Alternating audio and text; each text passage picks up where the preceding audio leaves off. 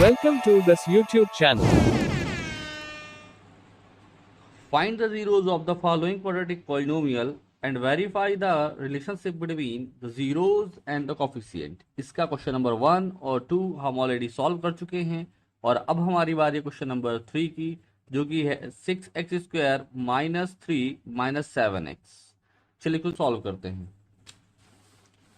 हमारे पास ये क्वेश्चन है और इसे पहले हमको अरेंज करना पड़ेगा, क्योंकि ये अरेंज नहीं है, क्योंकि हमारा क्वाड्रेटिक पॉलिनोमियल का जो फॉर्म होता है स्टैंडर्ड फॉर्म उस फॉर्म में नहीं है ना। इसे हमें उसको पहले उस फॉर्म में लिखना पड़ेगा। अब इसे हम मिडिल स्प्लिटिंग के थ्रू सॉल्व करेंगे। तो हमारा पहला काम क्या रहता है, 3 × 6 मल्टीप्लाई करेंगे 18, देन उसके फैक्टर करेंगे।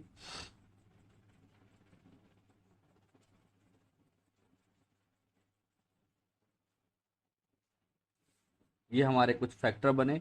इन फैक्टर्स में ऐसी पेयरिंग करनी है कि उन्हें माइनस करे तो 7 आए। और ये कैसे मुमकिन है, 3 × 3 = 9, एक नंबर बन गया, और 2 एक सिंगल नंबर बना, 9 - 2 7 आ जाएगा। ये हमारा सही रहेगा। 9 - 2 x - 3, 6x² minus 9x plus 2x minus 3। यहाँ पे हुआ क्या, -9 और x इन तीन का मल्टीप्लाई हुआ। अब चूंकि 9 प्लस में है और यहाँ पे माइनस है, तो प्लस माइनस माइनस हुआ, 9 आया और x आ गया। यहाँ पे भी माइनस है, यहाँ पे भी माइनस है, दोनों मिलकर प्लस बन गए, मल्टीप्लाई हुआ तो। और इस वजह से ये 2 और x तो आना ही था। अब हमें क्या करना है, स्टार्टिंग के दो और लास्ट के दो का पेयर करके उनसे कॉमन लेना है। तो इन दोनों से कॉमन लेना है हमें। तो इन दोनों में कॉमन क्या मिलेगा हमें, डेफिनेटली 3 और x मिलेगा। इधर बचेगा क्या, 2x माइनस 3 बचेगा। इधर हम कॉमन क्या ले सकते हैं, कुछ भी नहीं, तो मतलब 1। जहाँ पे कुछ भी कॉमन नहीं मिल रहा वहाँ पे 1 कॉमन ले लेना है। और ये हमारे पास बन गया। अब इस पूरे नंबर पे और इस पूरे नंबर पे क्या कॉमन है, तो 2x - 3 दोनों में है, तो दोनों से अपन कॉमन ले लेते हैं। 2x - 3 और बाकी बचा हुआ पोर्शन अलग ब्रैकेट में लिखते हैं अपन, तो उसे अलग ब्रैकेट में लिख देंगे, 3x + 1। ये हमारे हो गए फैक्टर्स। अब इन फैक्टर से हम जीरो निकालेंगे।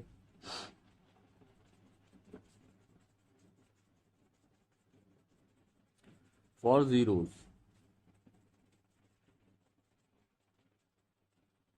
2x - 3 = 0 and 3x + 1 = 0। फिर आ जाएगा हमारे यहाँ पे 2x = 3, 3x = -1, x = 3/2, x = -1/3। That's it. यहाँ तक हमारा सही रहा। अब इसके आगे अब हमें इनका रिलेशन वेरीफाइड करना है, verification.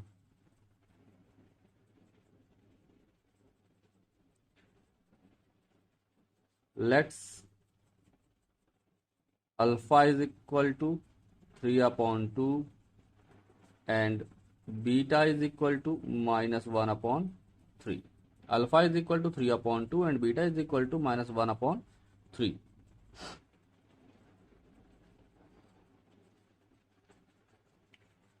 sum of zeros is equal to alpha plus beta is equal to 3/2 plus -1/3।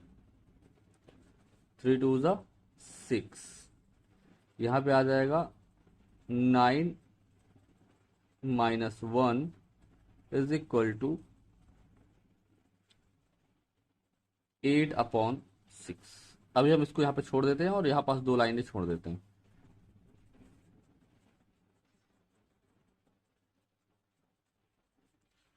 Product of zeros is equal to alpha multiply beta, that is 3/2 multiply -1/3, it means -3/6। हमारे पास 6 कॉमन आ गया, मतलब यहाँ तक ठीक है। यहाँ पे हम लिख देंगे -8/6। एक बात याद रखनी है कि यहाँ पास माइनस होना कंपलसरी है। जहाँ पे प्लस होगा वहाँ पे एक ब्रैकेट के बाहर और एक ब्रैकेट के अंदर माइनस लगाकर लिख देंगे, और जहाँ पे ऑलरेडी माइनस है वहाँ पे कोई भी चेंज नहीं करना है। तो यहाँ पास एक कॉफिशिएंट बन जाएगा -b/a, that means minus coefficient of x upon coefficient of x square. Similarly यहाँ पे भी लिख देंगे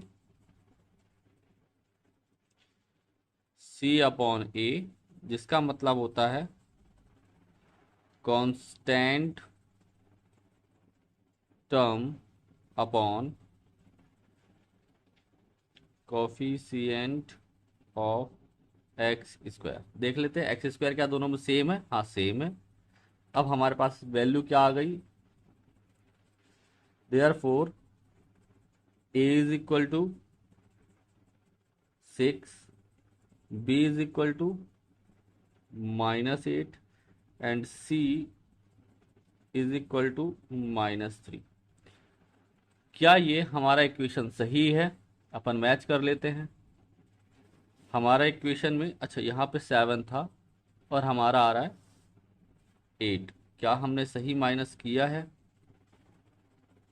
यहाँ पे 2 आना चाहिए था, सॉरी ये बाय मिस्टेक हो गया। यहाँ पे -7 और ये -7, इसलिए हमें अच्छे से हर बार वेरीफाई करना ज़रूरी है। -7 और ये इस तरीके से हमारा ये आंसर सही हो गया, hence it is verified. That's all, thank you.